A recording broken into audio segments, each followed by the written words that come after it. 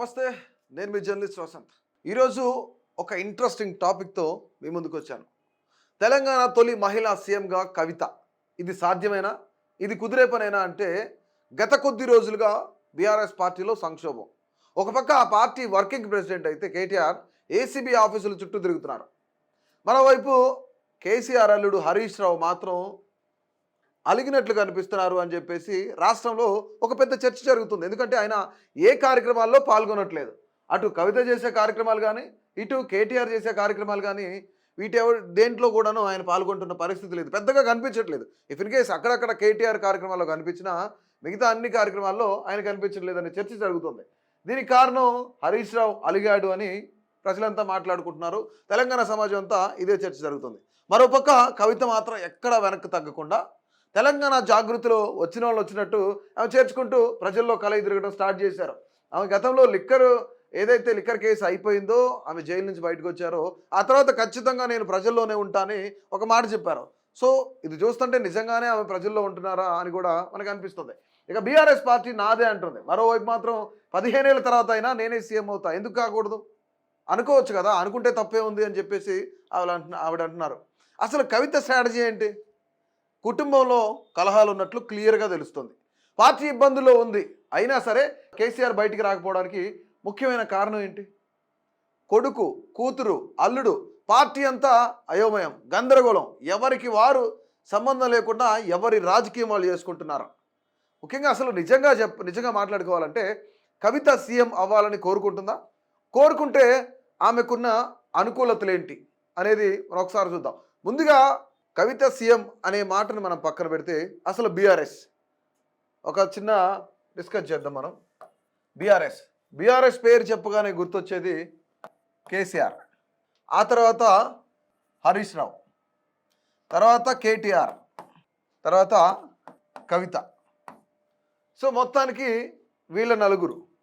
అంటే ఇక్కడ కేసీఆర్ని కాదంటే మాత్రం కేసీఆర్ తర్వాత మాత్రమే వీళ్ళ ముగ్గురులో ఎవరైనా సీఎం అయ్యే ఛాన్స్ ఉంది. కేసీఆర్ తర్వాతనే. కానీ కేసీఆర్ని కాదని తట్టుకోగలిగే శక్తి ఈ ముగ్గురికి లేదు. కానీ వీళ్ళు ముగ్గురు తట్టుకోగలుగుతారా, నిలబడి బయటికి వెళ్తారా, బయట ఉండగలరా అనేది మనం అనుకోవద్దు. ఎందుకంటే ఒక కుటుంబం ఎప్పుడు బాగుండాలని మనం కోరుకుందాం. ఖచ్చితంగా వీళ్ళ మధ్య గొడవలు రావద్దని కూడా మనస్ఫూర్తిగా అందరం భావిద్దాం. కానీ ఇక్కడ జరుగుతున్న చర్చ అంతా, తెలంగాణ సమాజంలో జరుగుతున్న చర్చ అంతా ఇక్కడ కవిత సీఎం అవ్వాలి అనుకుంటుంది ఆమె. సో దానికి సంబంధించే ఆ అన్ని కార్యకలాపాలను, గ్రౌండ్ వర్క్ను ముందే స్టార్ట్ చేసుకుంది. సో రీసెంట్గా ఒక ప్రముఖ ఛానల్కి పాడ్కాస్ట్ ఇంటర్వ్యూ ఇచ్చేటప్పుడు ఆమె ఇంటర్వ్యూలో మాకు కొన్ని మాటలు లేని మాట వాస్తవమే, అన్నకి చెల్లికి నాకు కేటీఆర్కి మాట లేని మాట వాస్తవమే అని చెప్తున్నాను. దీంతో పాటుగా సీఎం నేను ఎందుకు కాకూడదు అని చెప్తుంది. మరో పెద్ద మాట, బీఆర్ఎస్ పార్టీ నాదే, మీరు బయటికి వెళ్తారా, జాగృతిని పార్టీగా పెట్టుకుంటారంటే బీఆర్ఎస్ పార్టీ నాదే అని చెప్తుంది. అంటే ఆమె స్ట్రాటజీ చాలా లాంగ్లో ఆలోచిస్తుంది, చాలా దూరదృష్టితో ఆలోచిస్తుంది అనేది మాత్రం ఇక్కడ చాలా క్లియర్గా తెలుస్తుంది. సో ఇప్పుడు నిజంగానే కేసీఆర్ ఖచ్చితంగా కొడుకు సీఎం అవ్వాలని కోరుకుంటాడు, ఏ తండ్రి అయినా కోరుకునేదే. ఎందుకంటే ఆయన వర్కింగ్ ప్రెసిడెంట్ చేసింది కానివ్వండి, ఈ మధ్య కాలంలో వాళ్ళది 25 ఇయర్స్ సెలబ్రేషన్స్, పార్టీ సెలబ్రేషన్స్ ఏవైతే చేశారో దాంట్లో వీళ్ళిద్దరి ఫోటోలు తప్ప వీళ్ళిద్దరి ఫోటోలు అంతగా లేకపోవడం, ఇవన్నీ పెద్ద చర్చకు దారితీసినాయి. అంటే నెక్స్ట్ కేసీఆర్ కేటీఆర్కి సపోర్ట్ చేస్తున్నారు, వెరీ క్లియర్, బాధ్యతలన్నీ ఆయనకే అప్పచెప్తున్నారు అని చెప్పేసి ఆ రోజు ప్రజలంతా కూడా మాట్లాడుకున్నారు. ఇక్కడ హరీష్ రావు కూడా అన్నారు, ఒకవేళ కేటీఆర్కి బాధ్యతలు అప్పచెప్తే ఖచ్చితంగా నేను సపోర్ట్ చేస్తా అనుకుంటా అన్నాడు.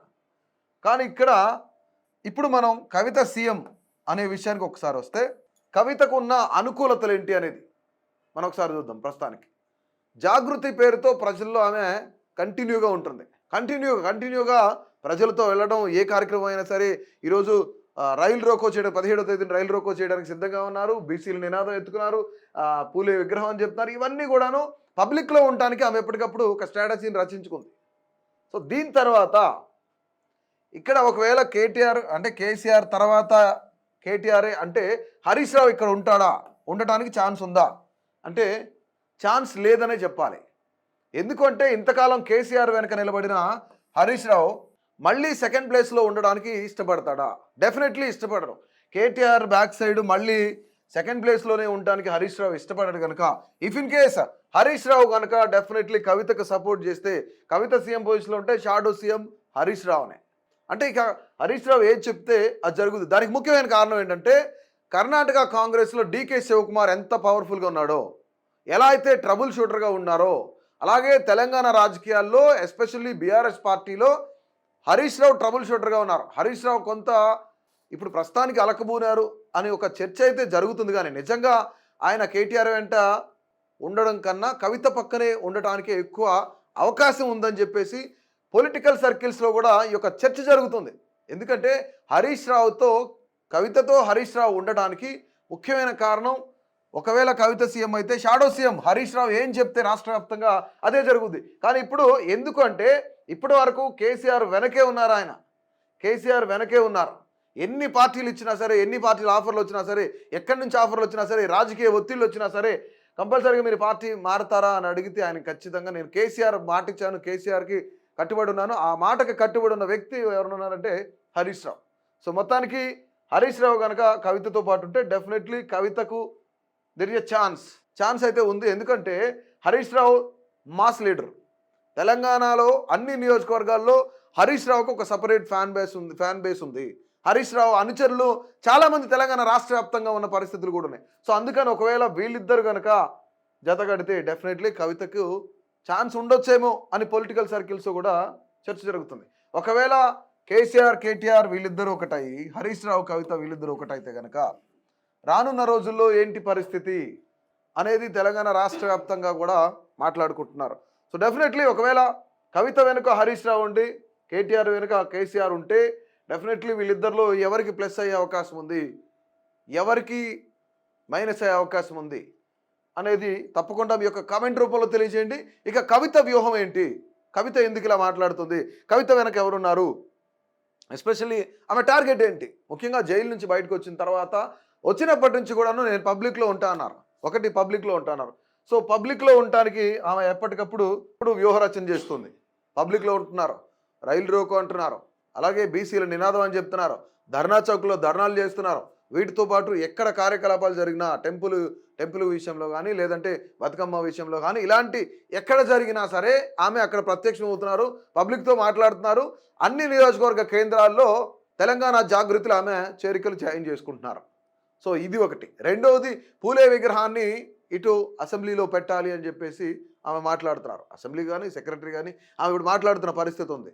కానీ గతంలో మీరు పెట్టలేదు, గతంలో మీరు అధికారంలో ఉన్నప్పుడు ఎందుకు మాట్లాడలేదు, ఇప్పుడు అధికారంలో ఉన్నప్పుడు ఎందుకు మాట్లాడుతున్నారు అని ఆమెను క్వశ్చన్ చేస్తున్నారు చాలామంది. రైట్, ఇది మంచి క్వశ్చనే.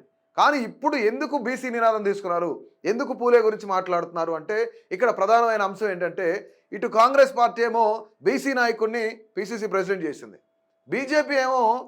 బీజేపీ అధికారంలోకి వస్తే ఖచ్చితంగా ఒక బీసీ నాయకుడిని ముఖ్యమంత్రిని చేస్తానని చెప్తుంది. సో దీంతో బీసీలంతా అటు బీజేపీ కాంగ్రెస్ వైపు వెళ్తున్నారేమో, ఖచ్చితంగా బీసీలు దూరం అవుతున్నారా బీఆర్ఎస్కి అని చెప్పేసి కవిత ఒక వ్యూహం రచించుకున్నారు. దీంట్లో భాగంగానే ముఖ్యంగా బీసీ నినాదం తీసుకున్నారు. ఇది పాయింట్ నెంబర్ 1. ఇక రెండవది పూలే విగ్రహం. ఇది కూడాను ఖచ్చితంగా బీసీలకు దగ్గరగా బీసీల మనసుల్లో పూలే ఎప్పుడు ఉంటారు, అణగారిన వర్గాల్లో పూలే ఎప్పుడు ఉంటారు.